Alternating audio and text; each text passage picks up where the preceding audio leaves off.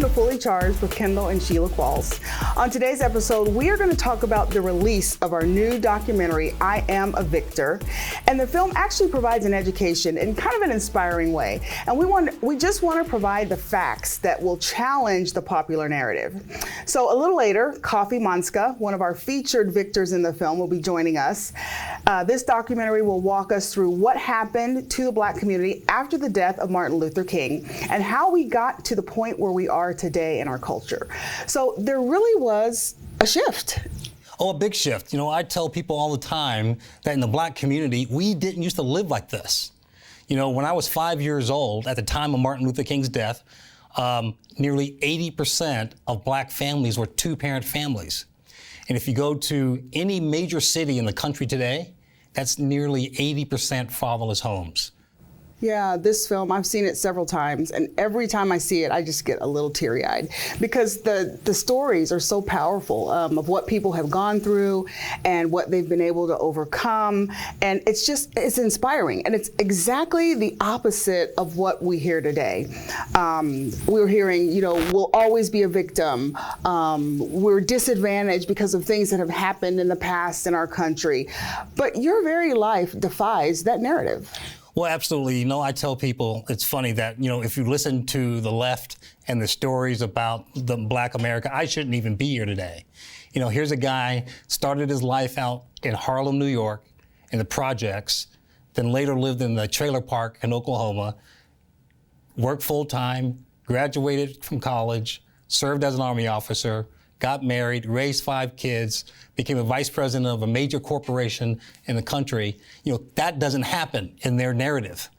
But you know what? It does happen in our country all the time. In this country still, I still say to this day that I'm not exceptional.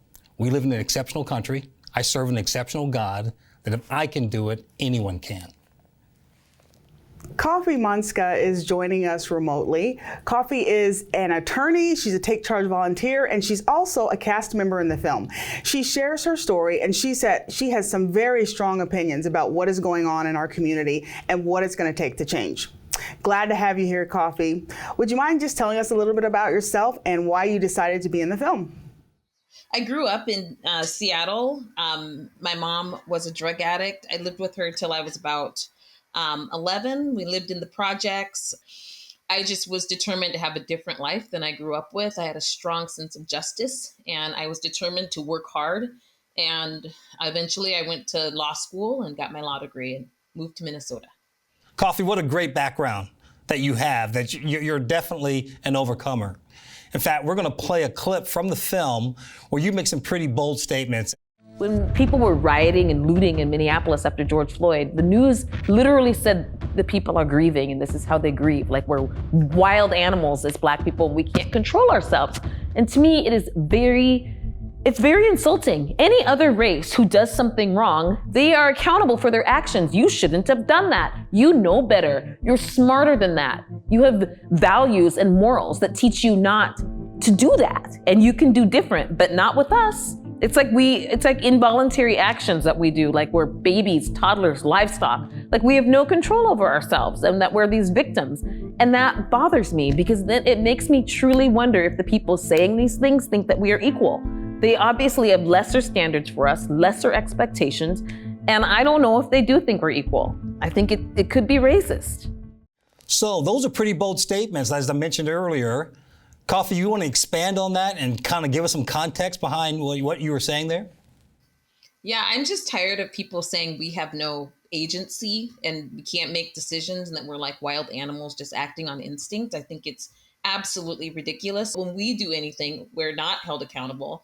And it's like we're acting on instinct. And I think it's absolutely terrible. We were rioting and burning down police stations, hurting each other, hurting police for almost a year, but yet we can't be accountable for our actions. And I think it's terrible. I think it's bleeding into education where they expect less of us academically.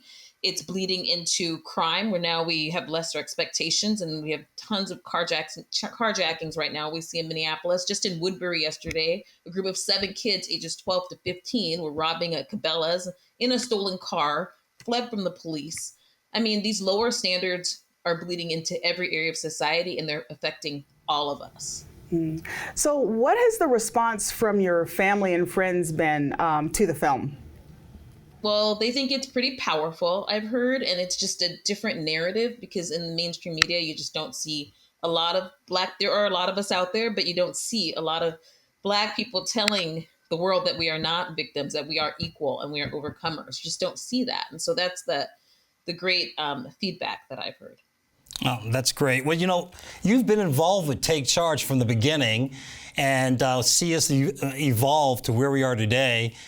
Tell us about your involvement and what have your thoughts been so far?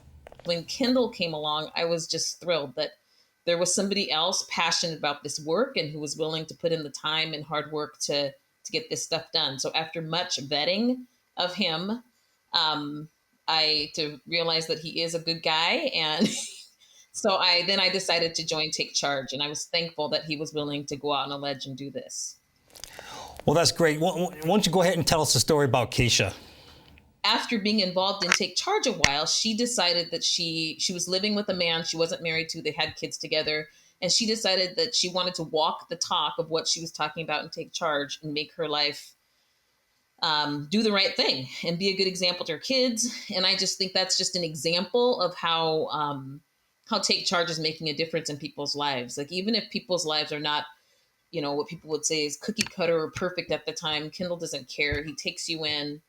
Take charge, they love you and show you the right way. And God changes your heart, changes your mind, changes your actions. And she was talking about how she was talking to one of her Black friends on the phone. And her friend said, "Girl, you're getting married. I can't believe you're getting married. I haven't even been to a wedding." And she said, "You've never been to a wedding?"